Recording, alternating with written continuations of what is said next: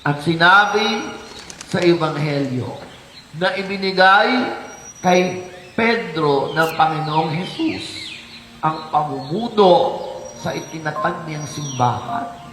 Kaya nga ibinigay ang susi ng kaharian ng langit, ang susi ng kaharian ng mundo.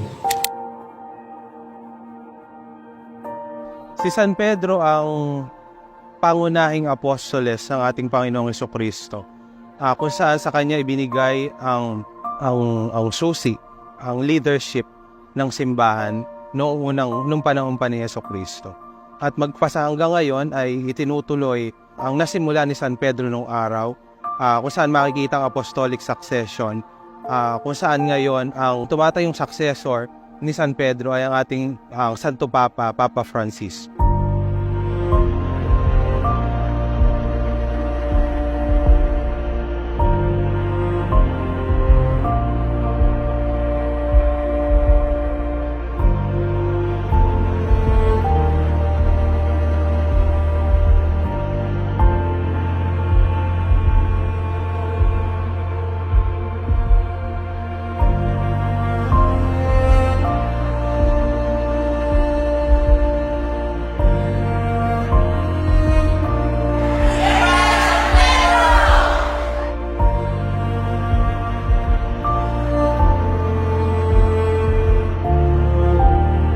Sa makabagong panahon na dahil tayo tumanggap ng sakramento ng binyag, hindi lamang tayo ang naging anak ng Diyos. Tayo rin ay naging pangunahing apostol ng Panginoong Hesukristo.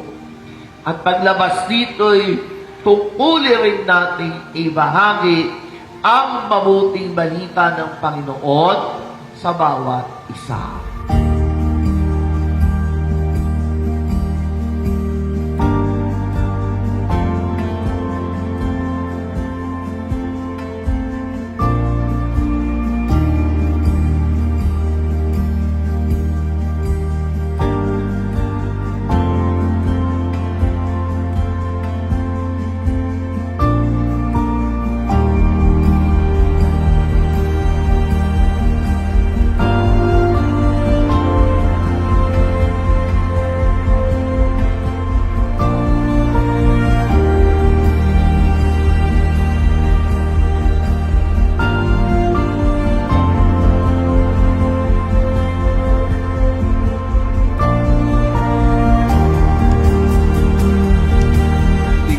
Natin ang espasyo na makilala nating lubusan ng Panginoong Diyos.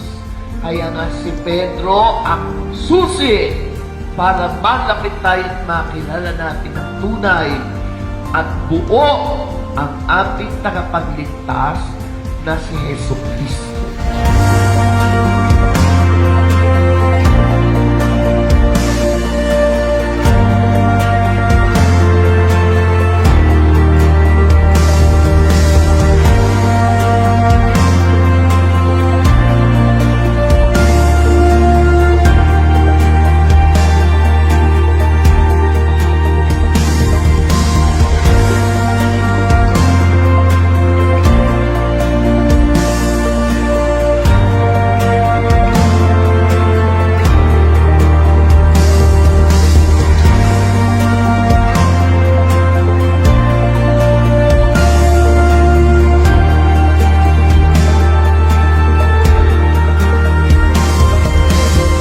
Lubos ang pasasalamat ng buong pamilya sa mahal na poong San Pedro sa lahat ng mga biyayang pinagkakaloob niya sa buong taon na namalagi siya dito sa kanilang tahanan sa baryo na ito. At patuloy ang pananalangin ng buong pamilya na sa pagpapatuloy ng kanilang buhay ay patuloy silang itaguyod ng mahal na poong San Pedro sa pananalangin at pagsasabuhay ng aral ng Diyos.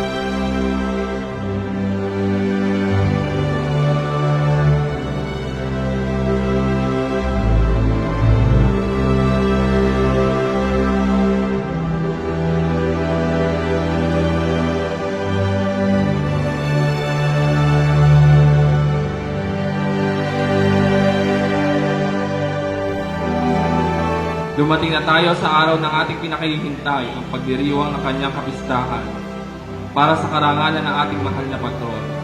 Ang paghihermano po ng aming pamilya ay aming sinikap na may sakatuparan para sa aming Lola Deli na siyang nagpakilala sa amin ng pagdedebosyon sa mahal na patron San Pedro. Sa lahat ng naging bahagi at tumulong sa mga nakiisa at nakisaya sa ating pagpipista, maraming salamat po. Pagpalain po tayo ng buong may kapal sa tulong ng panalangin San Pedro Apostol. Viva San Pedro Apostol!